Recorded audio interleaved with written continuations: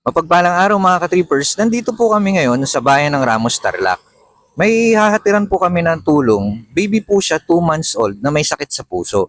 Mga ka-trippers, samahan niyo po kami na puntahan si Baby JM. Salamat po pala kay Ma'am Cecil na nag-sponsor sa gatas at diaper ni Baby JM. Kaya po ginagawa ng JB Tattoo ang Operation Tulong, hindi po para magyabang, para maging inspirasyon po sa ibang tao din. Na kahit may sakit po ko at mahirap din, ay pwedeng-pwede po tayong tumulong sa kapwa nating kapuspalad din. Nandito na po kami sa Poblacion South. Kasama po namin si Ate Lynn at si mama ni Baby JM. Ate Lynn, paliwanag niyo po kung ano po yung nangyari kay Baby JM. Si Baby JM po, siya po ay naoperahan sa puso. Kasi po yung sa puso po niya, dalawa po yon na ugat. Yung ugat po na isa is nagsasarado po yon papunta sa kanyang puso. Ngayon po, ang sabi po ng kanyang doktor sa Philippine Heart Center, kailangan po nilang i-bypass yung maglagay po sila ng artificial na ugat sa kanyang puso. Ngayon po, naopera na po si Baby JM, nilagyan po siya ng artificial na ugat. Ngayon po, under observation pa rin po sa ugat po na inilagay po sa kanya. Sana po maging okay siya. Pero ang sabi po ng kanyang doktor, after 6 months po, kailangan po siyang operahan ulit. Kaya po kami humihingi po ng konting tulong para po kay Baby JM. Bagamat po masakit po sa aking kalooban dahil ako po ang nag-aalaga sa kanya. Dahil po nung nasa Tarlac Provincial po siya, ang sabi po ng mga doktor doon, ginawa na po daw nila lahat ng paraan pero hanggang doon na lang daw po. Pero nung kasi bumababa po yung oxygen level niya sa naging 29 po nung dinala po namin siya sa Philippine Heart Center. Wala po kaming makasamang nurse. Nakiusap lang po ako sa driver ng ambulance namin, which is ayaw po nila kasi pananagutan daw po nila. Ngayon nag-decide po ang kanyang mga magulang na si Maris at si JR at ang mga lola po niya na dalhin po namin sa Philippine Heart Center.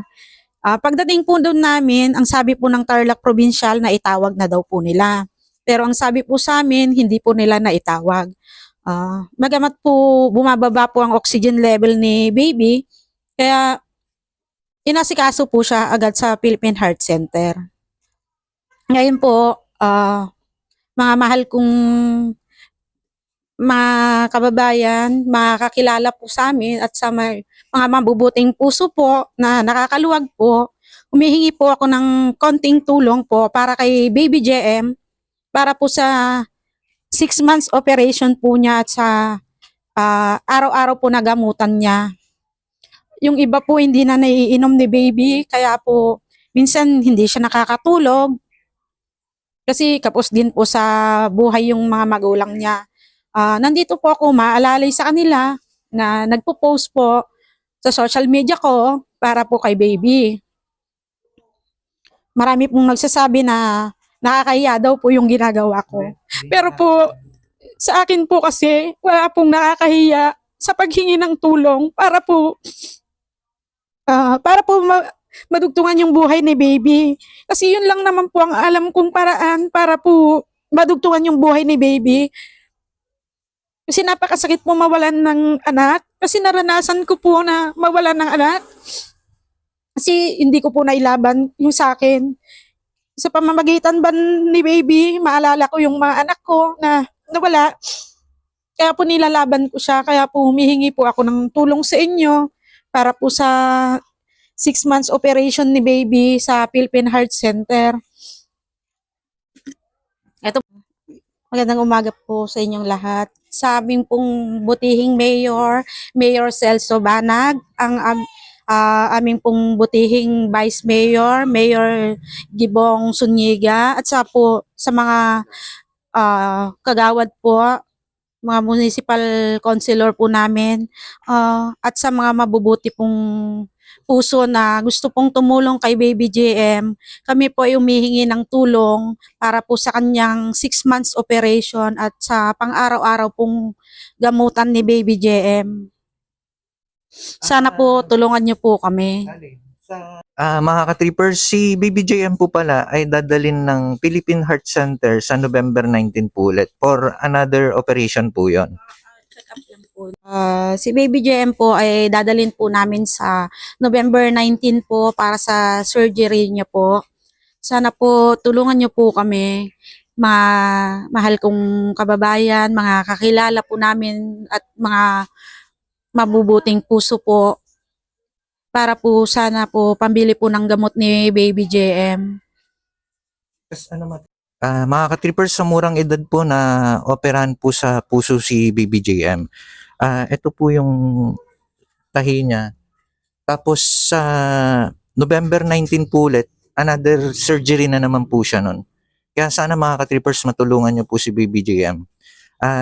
Si mama niya po to.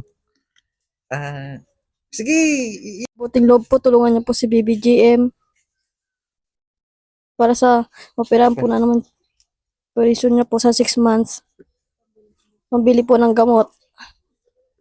mga ka-trippers, ito po yung konting may bibigay namin kay Baby JM at pambili na rin po ng kaunting gamot niya. Aristo, pasensya niyo na yan. Tapos ito, yung sa gamot. Pero, mga ka-trippers, sa mga mabubuting loob po dyan, sa mga kababayan ko rin po sa Paniki, sana matulungan po natin si BBJM, lalo na po magpapasko ngayon. At sana, gumaling po si BBJM. Salamat po sa inyong lahat at maraming salamat po Kuya JB sa tulong niyo po kay Baby JM. Naway madagdagan pa po ang inyong biyaya at marami pa po kayong matulungang iba. Maraming salamat po.